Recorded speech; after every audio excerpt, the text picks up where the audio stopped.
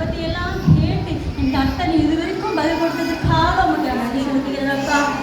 கர்த்தாவே சகோதரி இந்த புது வருடத்துல கர்த்தாவே ஹல்லேலூயா கால் எடுத்து வைக்கிறார்கள் ஆண்டவரேசப்பா. கர்த்தாவே இந்த வருடம் முழுவதும் கர்த்தரை பாதுகாக்கும்படி கூட நான் சொல்லிக்கிறேன்ப்பா. கர்த்தாவே நீண்ட நாளாய் அவர்கள் எதிர்பார்த்து கொண்டிருந்த ஹல்லேலூயா கர்த்தாவே அந்த பலனை கர்ப்பத்தின் பலனை என் கர்த்தனை கொடுத்ததுக்காக உமக்கு நன்றி தகப்பனே. கர்த்தாவே இதோ இந்த 7 மாதம் முழுவதும் கர்த்தனை கண்மணி போல நீ அனுப்பினீர் பாதுகாத்தீர். அதற்காக உமக்கு நன்றி.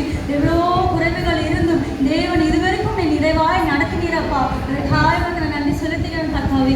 மிதமான இந்த 3 மாதங்களில் கர்த்தனை ஏற்றுக் கொள்கிறாங்க, பொறுப்பெடுத்துக் கொள்கிறாங்கப்பா. எந்த ஒரு குறைவில்லாதபடிக்கு தாயும் பிள்ளையும் ஆண்டவரேசப்பா பிரிந்து கர்த்தாவே பிள்ளை அவர்கள் கையில் கிடைக்க கர்த்தரை கிருபை செய்வதே கூட நான் செபிக்கிறேன்ப்பா.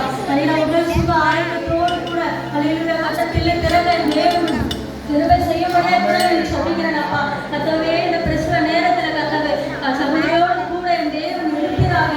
முழு பலத்தை என் கர்த்தனை தந்து அந்த பிள்ளைக்கு இடக்கூடிய அந்த வழியை கூட தாங்கக்கூடிய அந்த பலனை என் கர்த்தனை தந்து கர்த்தனை நடத்தும்படியே கூட நான் செபிக்கிறேன்ப்பா. கர்த்தாவே சகோதரனும் சகோதரியும் பிள்ளையுமாக சாட்சியாய் வந்து நிற்க கர்த்தரை கிருபை செய்யப்படே கூட நான் செபிக்கிறேன்ப்பா. கர்த்தாவே அந்த பிள்ளையை கூட கர்த்தாவே உமக்கு பிரியமான கர்த்தாவே உமக்கு சொந்தமான கர்த்தாவே ஒரு ஊழியக்காரனாக கூட கர்த்தாவே பிள்ளையை வளர்க்க நல்ல ஞானத்தை கூட கர்த்தாவே சகோதரனுக்கும் கர்த்தனை தந்து நடத்தும்படியே கூட நான் செபிக்கிறேன்ப்பா.